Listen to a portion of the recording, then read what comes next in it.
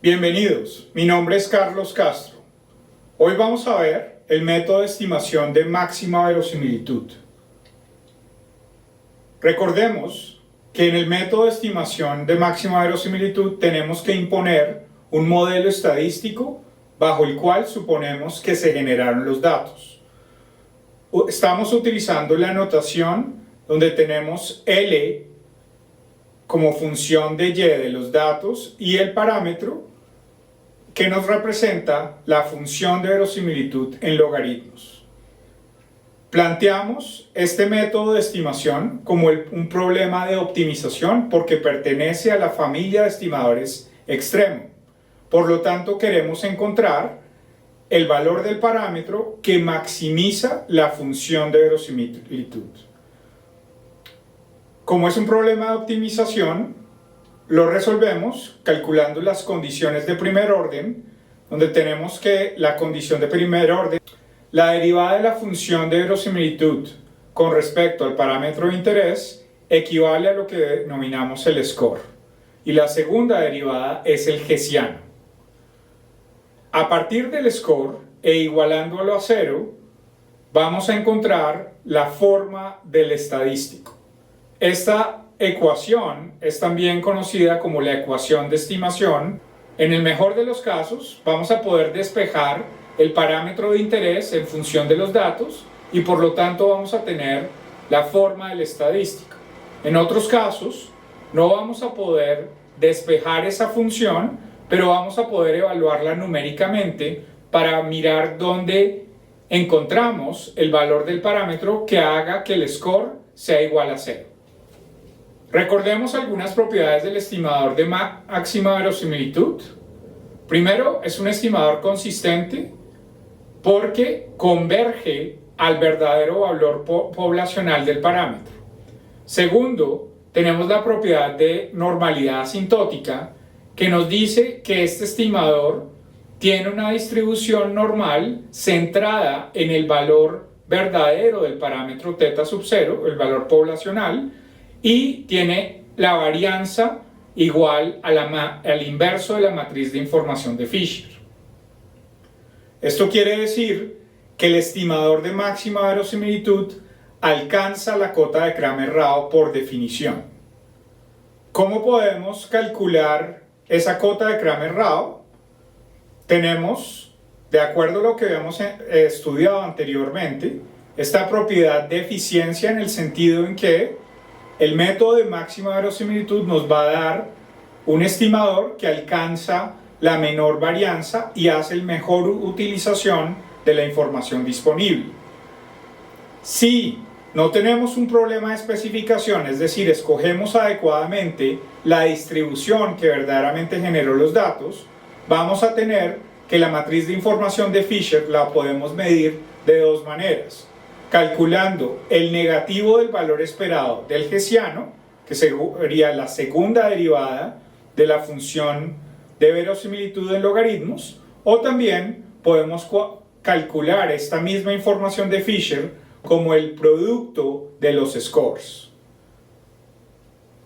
Hemos visto anteriormente que en el caso en que los datos sean independientes e idénticamente distribuidos, es relativamente sencillo reconstruir la función de distribución conjunta, porque podemos aprovechar el hecho de que la multiplicatoria de las funciones de distribución marginales de cada dato va a equivaler a la función de distribución conjunta. Sin embargo, si levantamos este supuesto de independencia, pero mantenemos que son idénticamente distribuidos, vamos a tener que hacer una reconstrucción recursiva de la función de verosimilitud utilizando la regla de Bayes, que recuerden que nos da la distribución condicional, donde tenemos aquí yi es condicional a la observación inmediatamente anterior, yi menos 1, eso va a ser igual a la función de distribución conjunta de yi y yi menos 1 dividido por la función de distribución marginal de y de i menos 1.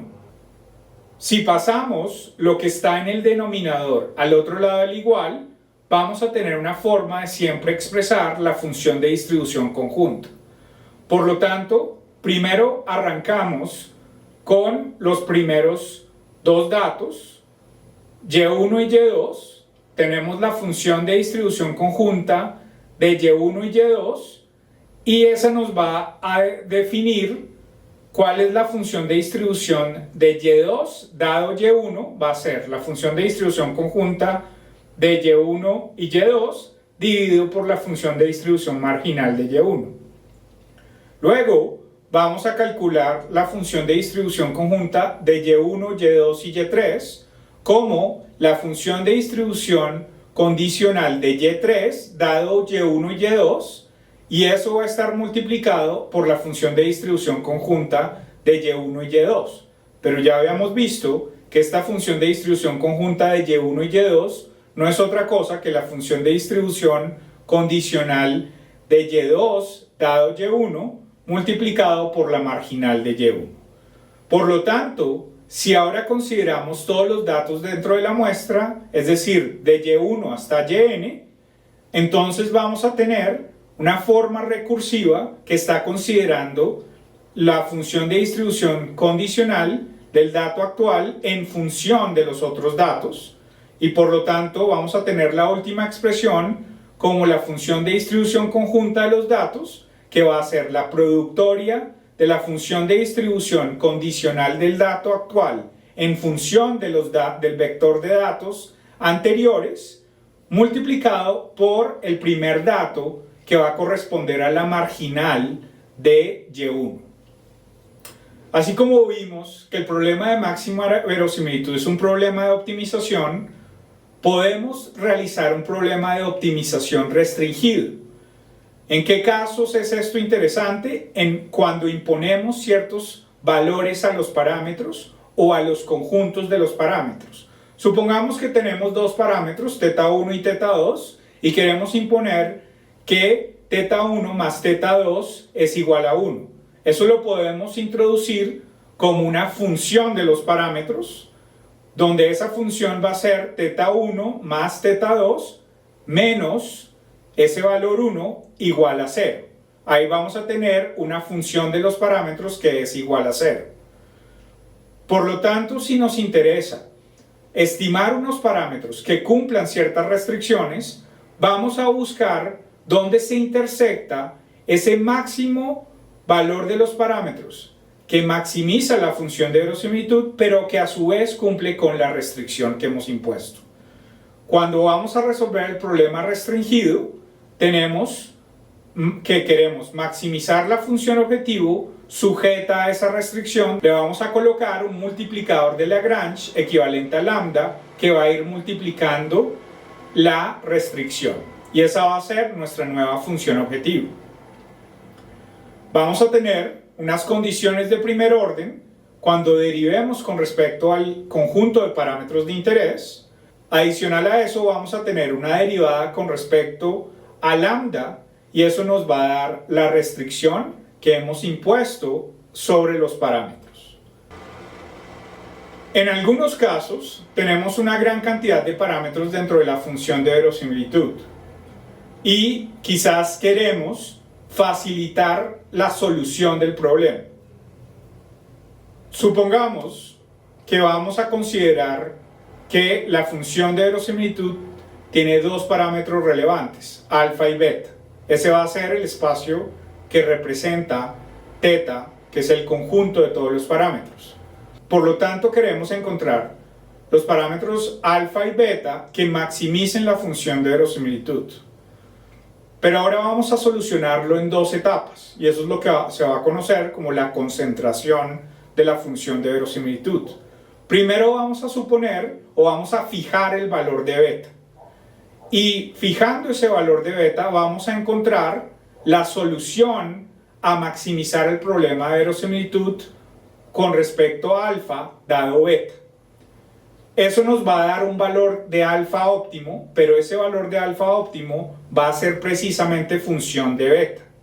Eso lo que quiere decir es que ahora tenemos una función de verosimilitud concentrada, donde le ponemos esa C, que significa que está concentrada, y equivale a únicamente maximizar la función de verosimilitud únicamente con respecto a alfa. En la práctica lo que vamos a hacer es calcular el score con respecto a alfa y eso va a quedar en función de beta. En una segunda etapa, dada esa solución de alfa en función de beta, vamos a reemplazarla dentro de la función de verosimilitud, de tal manera que en esa nueva función de verosimilitud únicamente va a depender del parámetro beta. Y ahora solucionamos ese problema de optimización y por lo tanto vamos a obtener la solución al problema en dos etapas. Por lo tanto, podemos ver que el óptimo de alfa y beta que soluciona el problema original de la función de verosimilitud de los dos parámetros equivale a resolver el problema de la función de verosimilitud concentrada. Este tipo de soluciones nos permite resolver el problema de atacar un problema de alta dimensionalidad en términos de los parámetros de una manera secuencial que puede ser más sencillo a la hora de generar trazabilidad al problema. Ahora vamos a ver lo que se conoce como el estimador de cuasi máxima verosimilitud. Primero recordemos que el estimador de máxima verosimilitud es el mejor de todos los demás estimadores, porque alcanza la cota de Cramer-Rao por definición.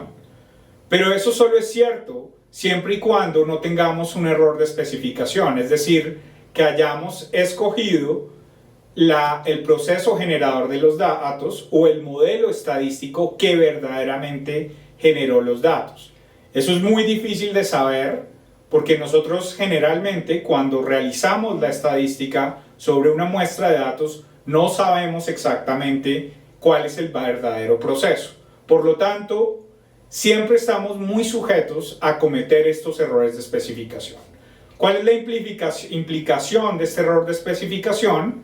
Es que lo que vamos a tener es que no necesariamente el score va a ser igual a 0, porque como podemos ver en esta expresión, estamos calculando el valor esperado de esta función del score, que sería la derivada del logaritmo de la función de verosimilitud con respecto al parámetro de interés, pero al calcular esa integral estamos considerando los pesos de la verdadera función que generó los datos, que la tenemos aquí denotada en rojo, pero podemos equivocarnos porque imponemos una función que no corresponde verdaderamente a los datos. Es decir, aquí tenemos una diferencia entre la función que imponemos, que está en negro, y sobre la cual hemos calculado el score, y la verdadera función sobre la cual estamos generando la integración.